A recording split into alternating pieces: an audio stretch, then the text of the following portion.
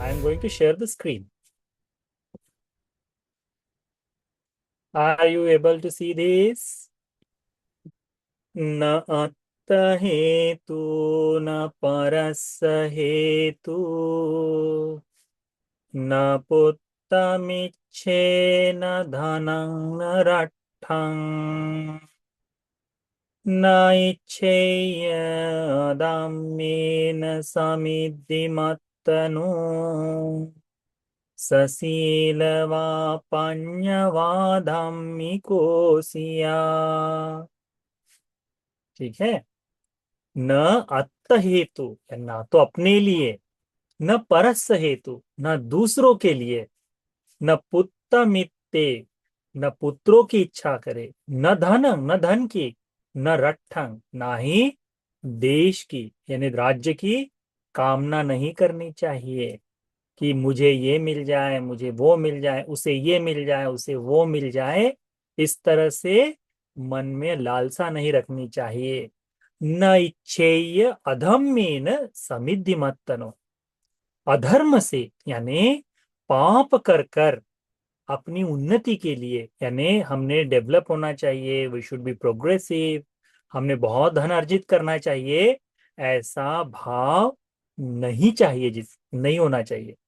यानी मैं तो कैसे भी पैसे कमा लूंगा, चोरी कर लूं, डका डाका डाल दो, किसी को फंसा कर, झूठ बोलकर मैं तो धन कमा सकता हूँ, ऐसी इच्छा किसी उसके मन में नहीं रहनी चाहिए। यानी जो व्यक्ति न तो खुद के लिए न दूसरों के लिए, न पुत्र की, न धन की, न राज्य की अपेक्षा करता है, इच्छा करता है, और ना ही वो चाहता है कि मैं अधर्म से धन कमाऊं, ऐसा व्यक्ति सशीलवा, इसके साथ में ऐसी इच्छा रखने वाला, शीलवान, पण्यवान यानी प्रज्ञावान, धार्मिकोसिया, उसे धार्मिक उपासक कहते हैं, धार्मिक व्यक्ति कहते हैं।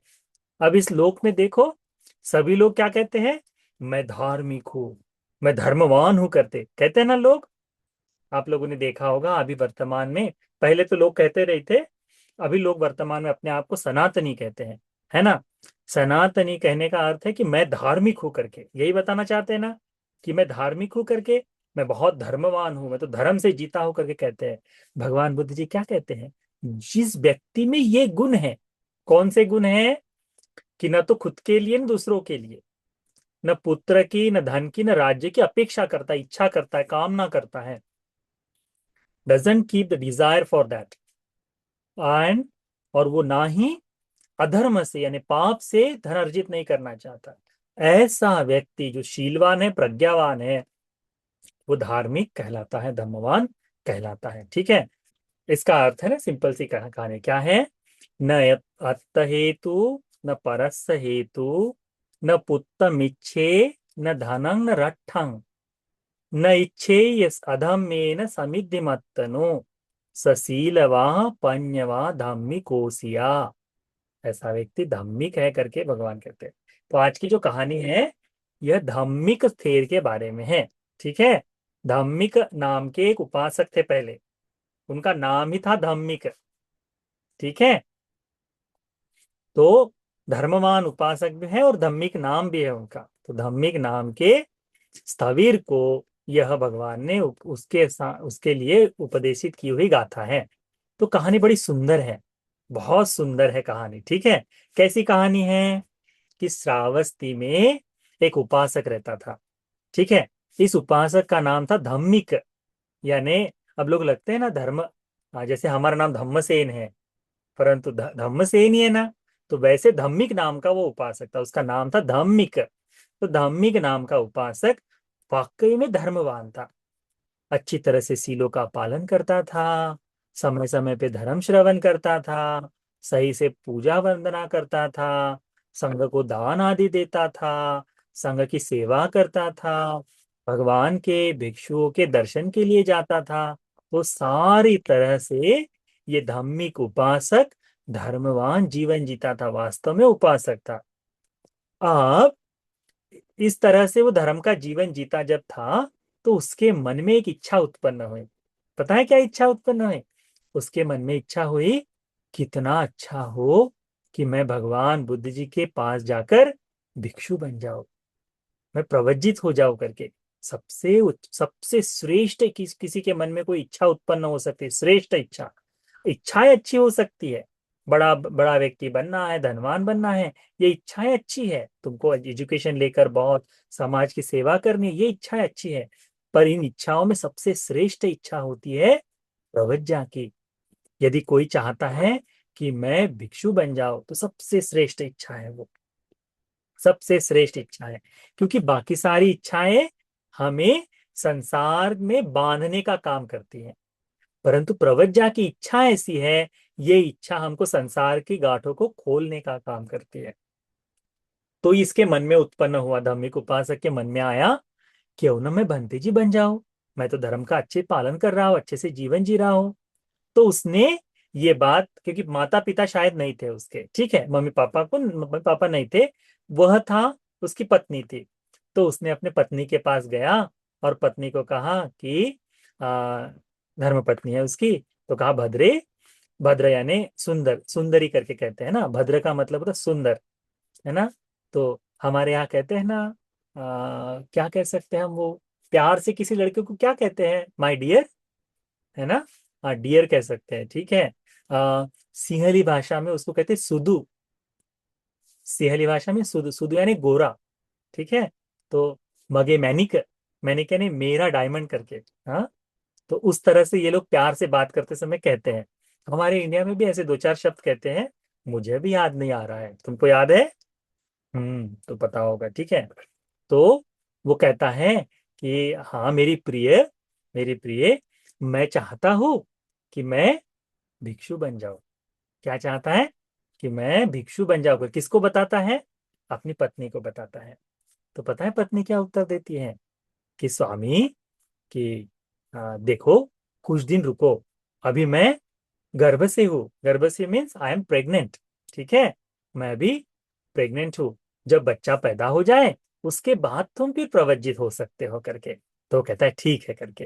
तब उनकी सेवा में क्योंकि गर्भ से है तो पत्नी की सेवा आदि करना काम बनता है ना पति का, तो वह सेवा करता है, पत्नी की अच्छी तरह से देखभाल करता है ना।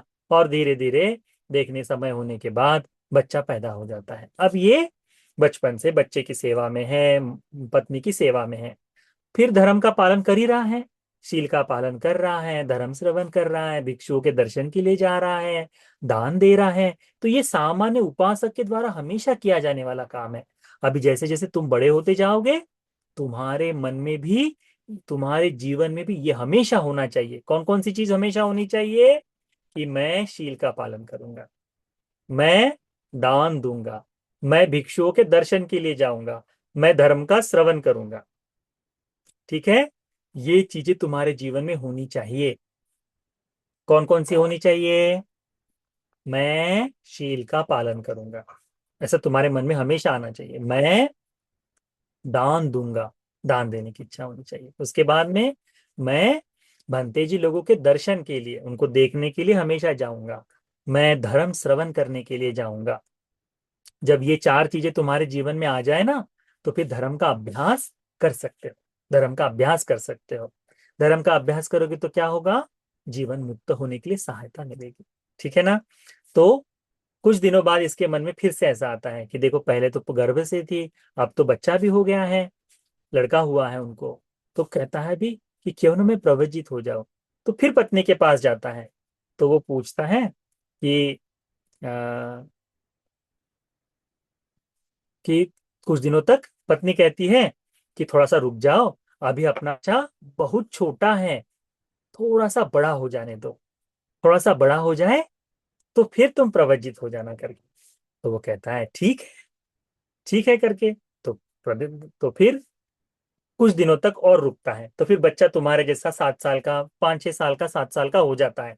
यानी कितने सालों तक उसने प्रवज्ञा का इंतजार किया, है ना? 7-8 साल तक उसने इंतजार किया कि मैं भिक्षु बनना चाहता हूँ। अब बच्चा थोड़ा सा बड़ा हो गया है, अभी हाथ पैर चलते थे, उसका काम कर सकता है, गु, है ना, अपना अपना देखभाल कर सकता है बच्चा। तब उसके मन में फिर से आता है कि क्यों ना मैं भिक्षु बन जाऊं। फिर उसके मन में आता है कि यदि मैं पत्नी को पूछूं तो वो कोई ना कोई बहाना बना देगी कि अभी रुक जाओ ना, बच्चे की शादी हो जाने दो, बच्चे की शादी हो जाएगी तब चले जाना। ऐसा है कि नहीं? तो वो सोचता है कि शायद हो सकता है ये बहाना ही बनाए, तो बगैर बताए ही, पत्नी से बगैर पूछे ही, पूछने का भी कोई फायदा नहीं है कहता है, और बगैर पूछे जाकर प्रवज्जित हो जाता है। संघ के पास जाता और कहता है, बनते मुझे भिक्षु बनना है करके, तो जाकर भिक्षु बन जाता है। अब भिक्षु बनने के बाद वह भिक्षुओं के साथ में रहकर धर्म का श्रवण करता है और अच्छी तरह से धर्म का पालन करता है। एकांत में जाकर ध्यान साधना करता है। धीरे धीरे ध्यान साधना करते करते ध्यान उत्पन्न होता है, प्रथम ध्यान, द्वितीय ध्यान, ऐसे ध्यान उत्पन्न होते होते जिसके लिए कोई आदमी घर छोड़ दे, ऐसे मुक्ति का श्रेष्ठ सुख, इस दुनिया में सबसे सुखदायी कुछ है तो वह है निर्वाण। उस निर्वाण सुख को प्राप्त कर लेता है। कौन बन जाता है? अरहंत बन जाता है। अब अरहंत हो गया है। अरहंत यानी ये प्रफुल्ल भगत वाला लड़का नहीं, ठीक है।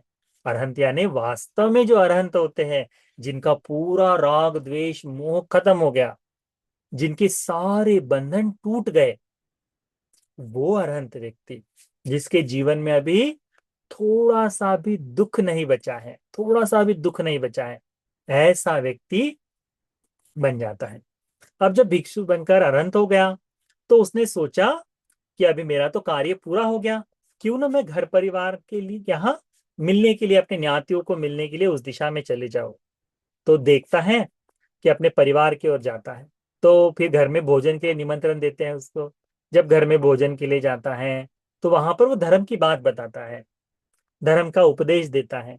उसके उपदेश सुनकर, उस धर्म की बात को सुनकर, ये जो भंते जी, इनका जो छोटा 7 साल का लड़का था, इस लड़के के मन में आता है कि मैंने भी भंते जी बन जाऊं तो कितना अच्छा होगा करके, मुझे भी पापा की तरह धर्म का पालन करने का मौका मिलेगा।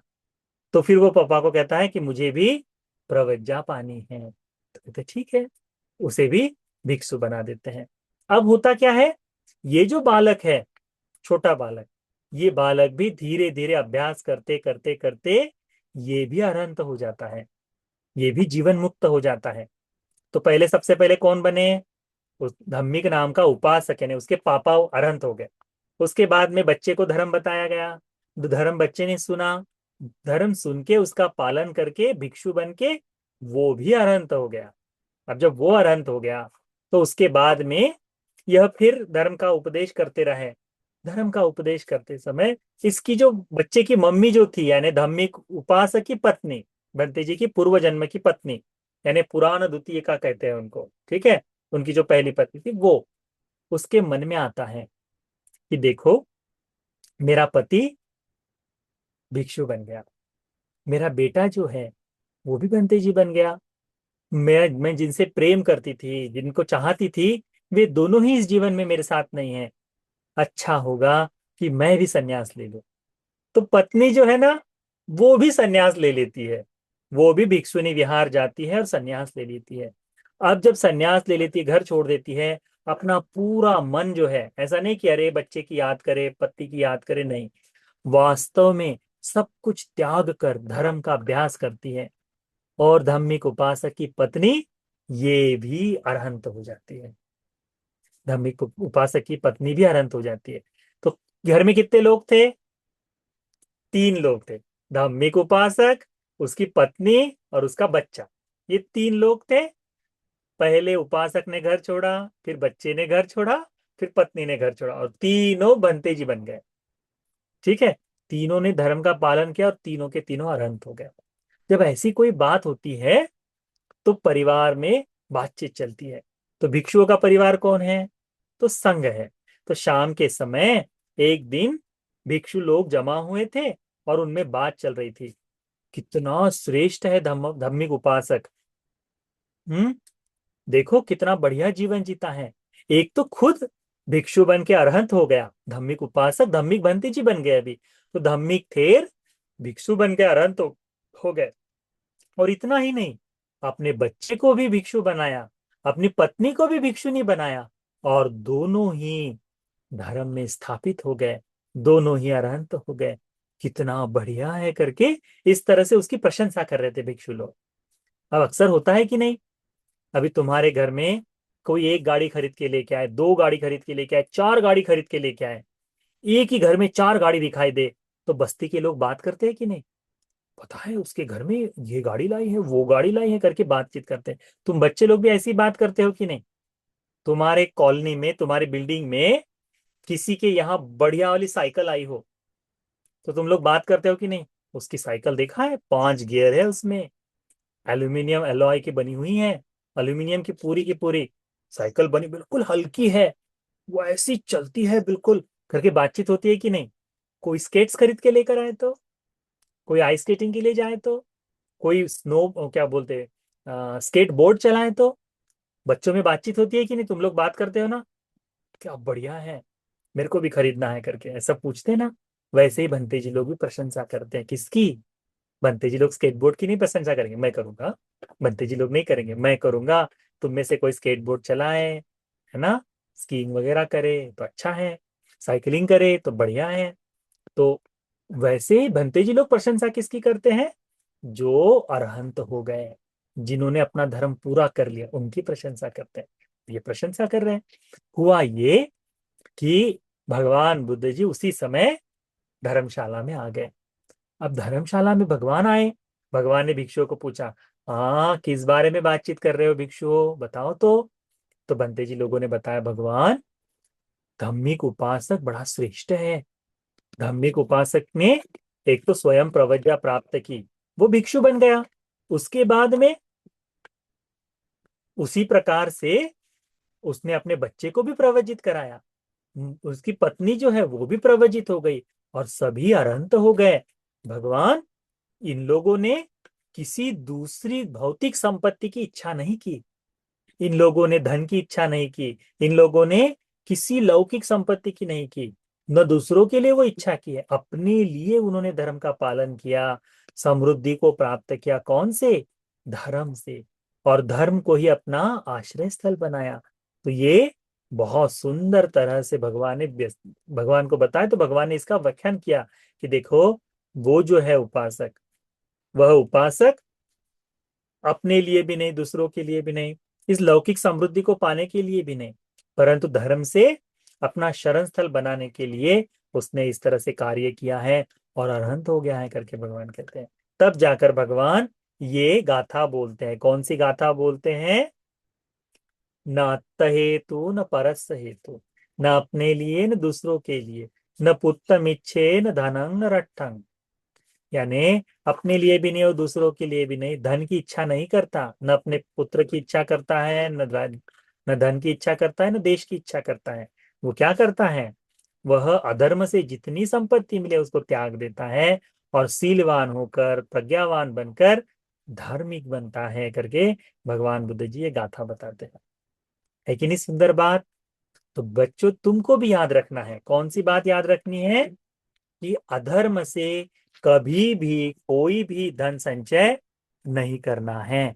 किसी भी तरह से पाप कर्म करके धन का संचय तुम लोगों ने नहीं करना चाहिए, उसकी इच्छा ही नहीं करनी चाहिए। चाहे 2 दिन के लिए, चाहे धन कम मिले, चाहे थोड़ा सा सुख कम मिले, पर फिर भी धर्म से कमाना है, इस बात को ध्यान में रखो। ठीक है, ये कर सकते हो ना? क्या क्या करना है तुमको? सीलवान बनना है, प्रज्ञावान बनना है, तो तुम बच्चों को भी धार्मिक कहा जाएगा, धर्मवान कहा जाएगा, धार्मिक कहा जाएगा। ठीक है, तो धार्मिक किस व्यक्ति को कहते हैं? आज हमको ये सीखने का मौका मिला। तो ये धर्म का उपदेश तुम सभी बच्चों को धार्मिक बनने के लिए, धर्म का जीवन जीने वाला बनने के लिए, भगवान बुद्ध जी का शिष्य बनने के लिए उपकारी हो जाए। साधु साधु साधु।